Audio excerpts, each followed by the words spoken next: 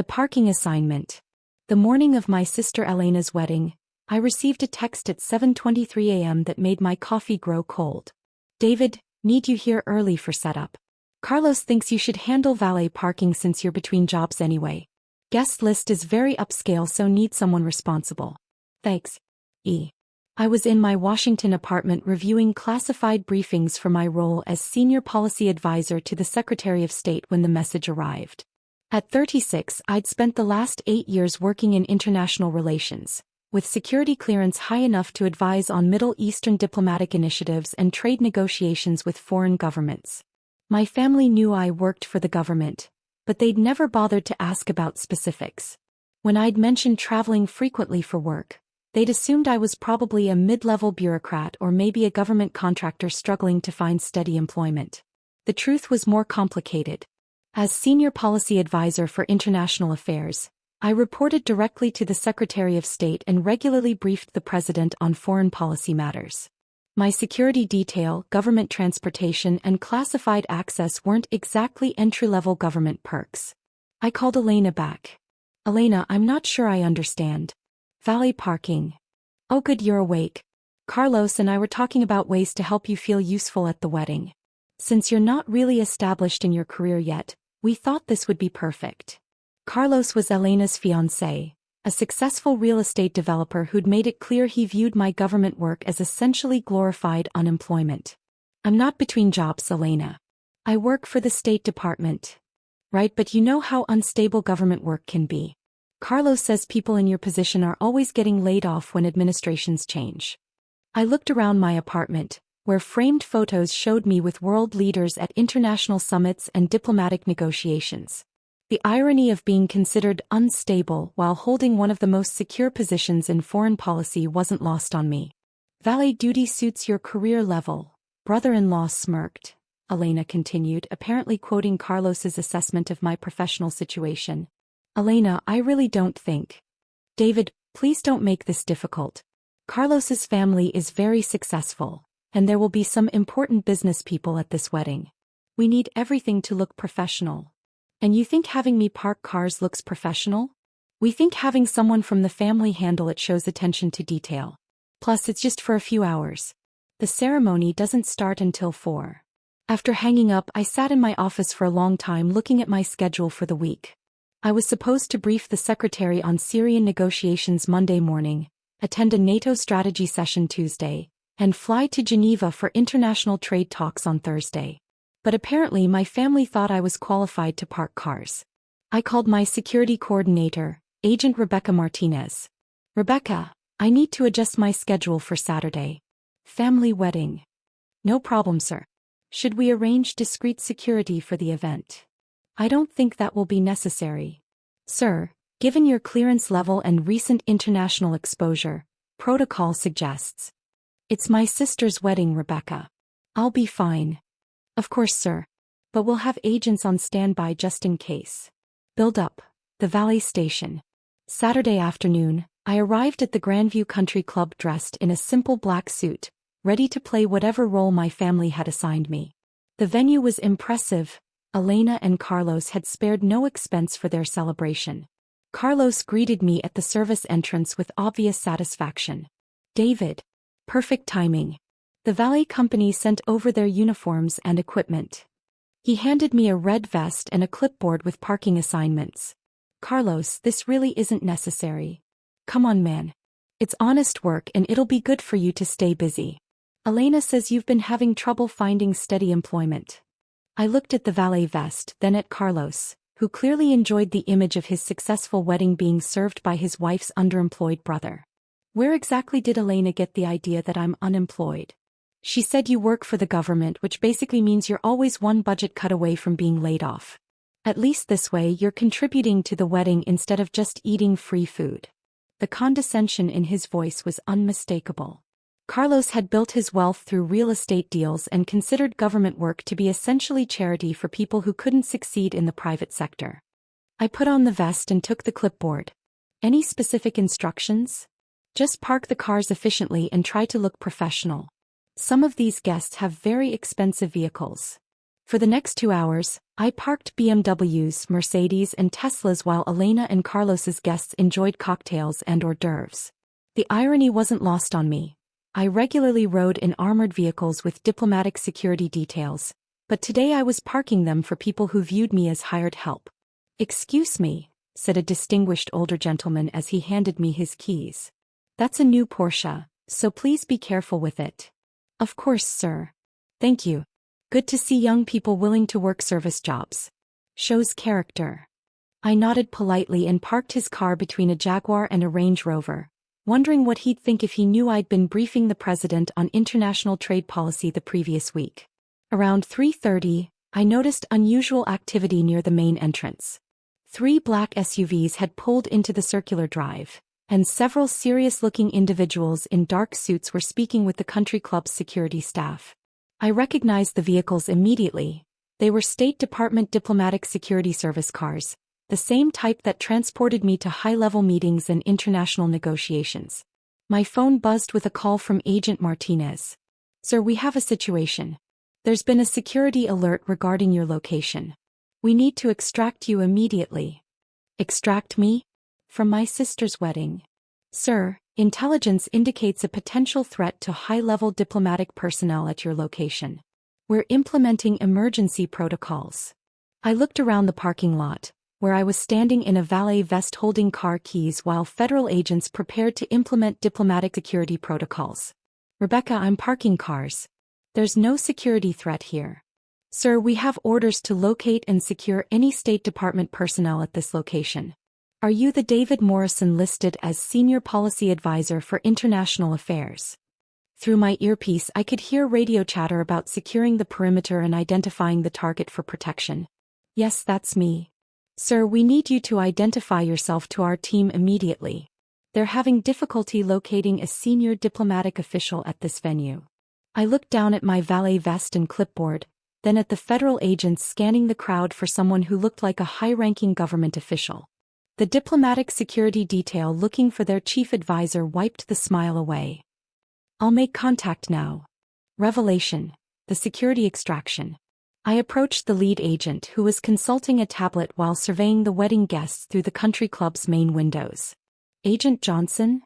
He turned toward me, clearly not recognizing the man in the valet vest as the senior diplomatic official he'd been sent to protect. "Sir, I need you to step back. We're conducting a security operation." "Agent Johnson, I'm David Morrison." He looked at me, then at his tablet, then back at me with obvious confusion. "Sir, I'm looking for David Morrison, Senior Policy Advisor to the Secretary of State." "That's me." Agent Johnson stared at my valet vest and clipboard. "Sir, our briefing indicated we were looking for a high-ranking diplomatic official." "You are." "I'm working valet parking at my sister's wedding." The absurdity of the situation seemed to register on Agent Johnson's face. He spoke into his radio. "Control, we've located the package. Situation is unusual." Within minutes, Agent Martinez arrived with additional security personnel. The sight of federal agents surrounding the valet station drew significant attention from wedding guests who had gathered on the country club's terrace. "Sir," Agent Martinez said, "we need to brief you on a developing international situation. The Secretary requires your input on the Syrian negotiations immediately." "Can't this wait until Monday?" "No, sir. The situation has escalated. We have a secure communication setup in Vehicle 1. I looked toward the country club, where Elena's wedding guests were staring at the federal agents who had apparently come to collect the valet parking attendant. Carlos appeared at the edge of the terrace, his face showing confusion and growing alarm as he watched diplomatic security personnel treating his wife's supposedly unemployed brother as a high-value asset. "Agent Martinez, exactly how many people know about this security operation?" "Standard protocol, sir. The venue has been notified that we're extracting a diplomatic official. Local law enforcement has been advised of our presence." This meant that everyone at Elena's wedding now knew that federal agents had come specifically for me. Elena emerged from the country club in her wedding dress, looking panicked as she approached the security perimeter. "David? What's happening? Why are there federal agents here?" Before I could answer, Agent Johnson addressed her formally. "Ma'am, we're conducting a security operation to extract Mr. David Morrison, Senior Policy Advisor to the Secretary of State. Senior Policy Advisor to the Secretary of State? Elena's voice cracked on each word. Yes, ma'am. Mr. Morrison has been summoned for emergency diplomatic consultations regarding international negotiations. Elena stared at me in my valet vest, then at the federal agents, then back at me. David, you're a senior policy advisor to the Secretary of State? Yes. For how long? 8 years. Carlos appeared beside Elena, his earlier smugness completely evaporated. You work for the Secretary of State? I advise the Secretary of State on international policy matters. I also brief the President on foreign affairs and represent the United States in international negotiations. But you're parking cars. Because you told me valet duty suited my career level. Agent Martinez consulted her secure phone. Sir, the Secretary is waiting for your input on the Damascus situation. We need to proceed with the extraction. I looked at my family, who were staring at me as if I'd suddenly revealed I was from another planet. Elena, I need to take this call. It's about preventing an international crisis. An international crisis? Syrian peace negotiations. The kind of work I do every day when I'm not parking cars at family weddings. Resolution. New security, new respect. The emergency briefing lasted 45 minutes. I participated via secure video conference from the diplomatic security vehicle while Elena's wedding reception continued inside the country club. Through the tinted windows, I could see guests on the terrace pointing toward our mobile command center with obvious curiosity and speculation. Mr. Morrison, the Secretary of State said during the call, your analysis of the Syrian opposition's position was exactly what we needed. The President wants to proceed with your recommended negotiating strategy. Thank you, Madam Secretary. I'll be available for follow-up briefings as needed. Excellent. Enjoy the rest of your sister's wedding. When I returned to the reception, the atmosphere had changed completely. Instead of being treated as the family's charity case, I found myself surrounded by Carlos's business associates who were suddenly very interested in discussing international trade policy and foreign investment opportunities. David, said the man who'd earlier lectured me about the character-building value of service work, I had no idea you were involved in high-level diplomacy. My company has some interests in Middle Eastern markets.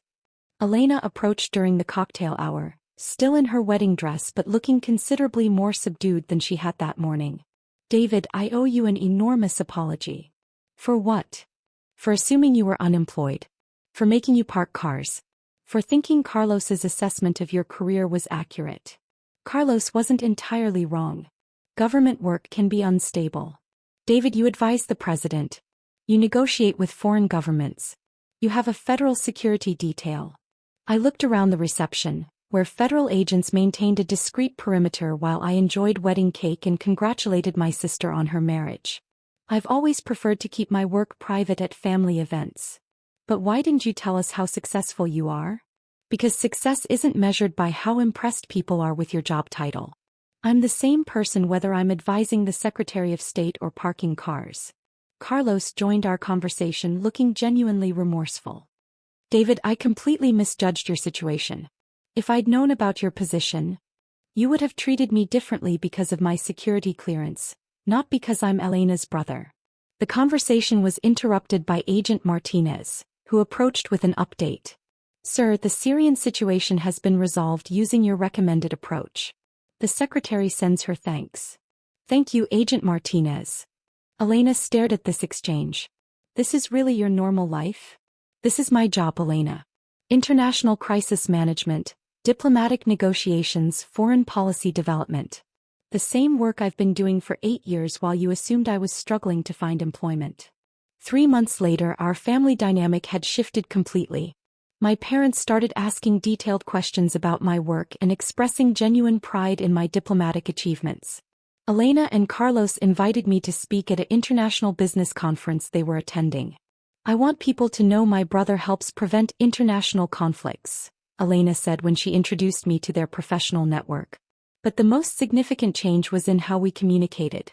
Instead of making assumptions about each other's careers based on lifestyle choices or government employment stereotypes, we started having real conversations about our work, our challenges, and our achievements. At family gatherings now, no one assigns me service duties. Carlos regularly asks for my insights on international business conditions, and Elena proudly mentions my diplomatic work to their friends. I still prefer to keep my security clearance and classified work private at family events. But now it's a choice rather than an assumption that my work doesn't matter. And I never wear valet vests anymore. Some uniforms are better left to the professionals.